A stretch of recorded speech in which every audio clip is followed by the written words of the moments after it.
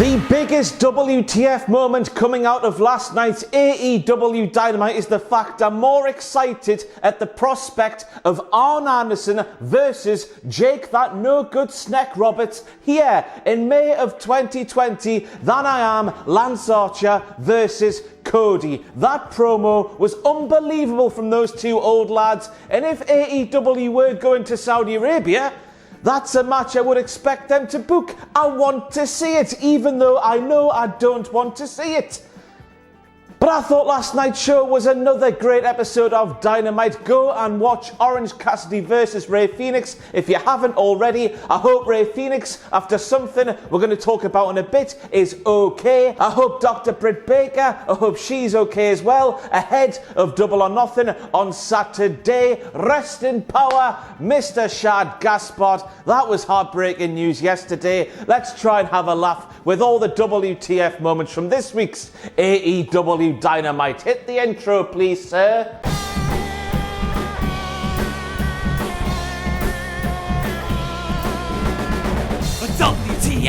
WTF! And I've got to make the dog noise Santana made in the direction of Alex Marvez, who looked very worried, but in robot. A WTF moment because, quite frankly, it's the best dog noise from a human I've heard since this.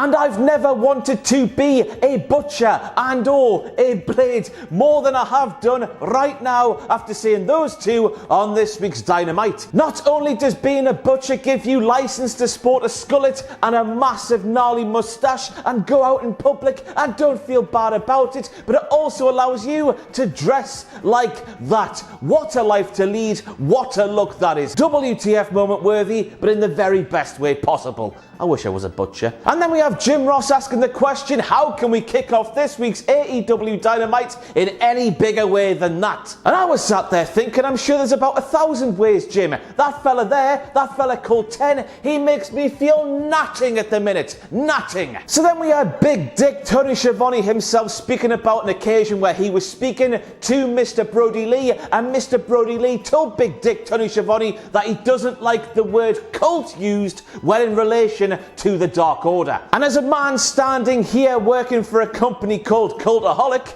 I was asking why? Why, Mr. Brodie? What's wrong with the word cult? We chose that name because of the sense of being together in something. It emotes, it connotates, it gives off when you feel like you're in a cult and you're fighting for a cause. That cause, of course, being professional wrestling. We're all part of this cult that likes professional wrestling. The connotations of belonging in this thing, you know, all the stuff down that sort of road. Mr. Brodie, I'm here to tell you that being in a cult, it's not a bad thing. Being in a cult, it's a good thing.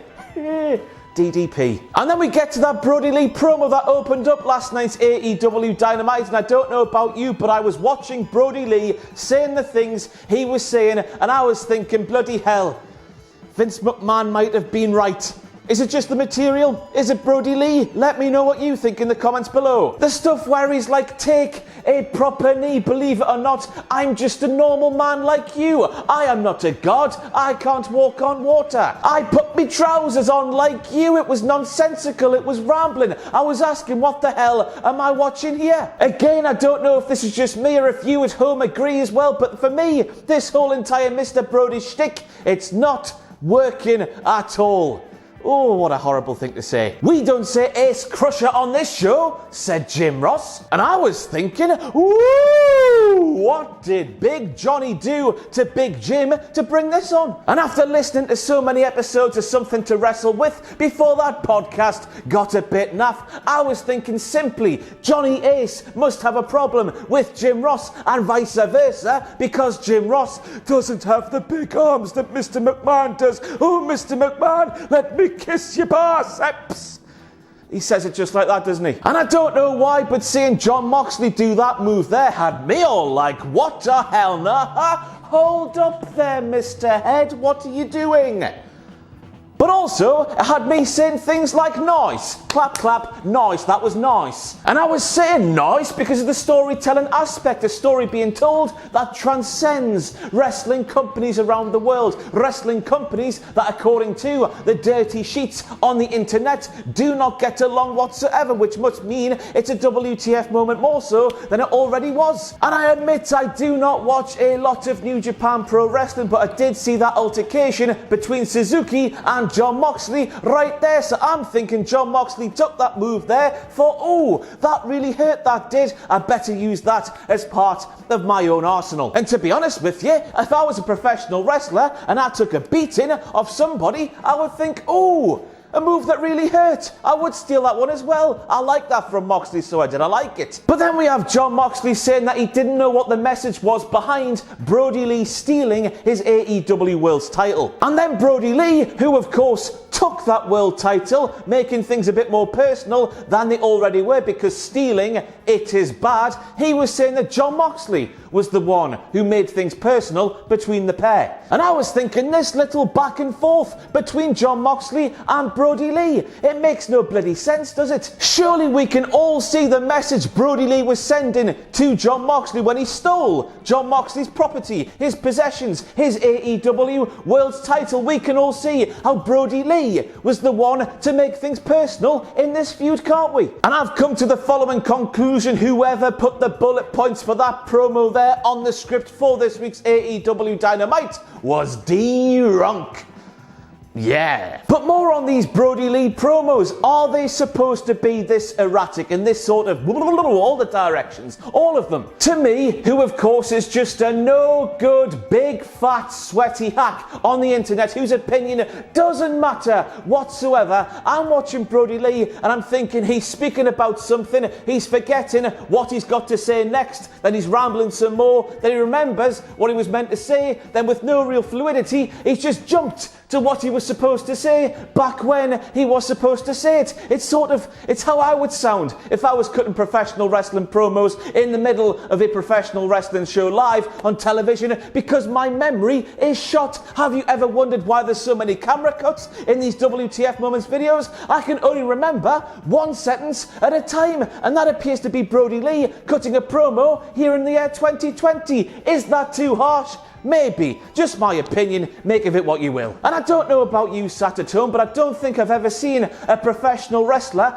force another professional wrestler they were having a match with to pick their own nose and eat it. And since this moment is called WTF Moments, and since I don't think I've ever seen this spot done before, and come to think of it, why have I never seen this spot done before? More heels should be doing this, and no doubt someone has done it before, but I can't remember. As I said, me memory is completely shot. I've got to make it a WTF moment, but a good one. Good work, MJF. I like it. Way! Wardlow slipped. What else can I add to this situation? I've got no idea what to say, so let's go back to the basic bitch stuff. Way! He slipped. What a wanker! And then we have Jake, that no good snack Roberts, speaking about Brandy Rhodes, and he said, I would love to bump into her again. Bump and grind, eh, Jack, you no good dirty snack bastard. I hope Iron Mike Tyson sparks him out on Saturday night. I cannot wait to see it. Although, with my prediction for this match being Lance Archer for the win, the amount that Jack the Snake was speaking about Lance Archer being able to knock out Iron Mike if he wanted to, that's got me thinking Iron Mike is going to cost Lance Archer and hand Cody the win. And I'm scared about that happening because I want to win £100 worth of scratch cards. Who doesn't want to win £100 worth of scratch cards, man? And then we saw another fantastically weird thing from Darby Allin, which of course I think I heard him speaking on Talk is Jericho. He's allowed to go off and do whatever he wants in these little black and white artistic pieces. And so Darby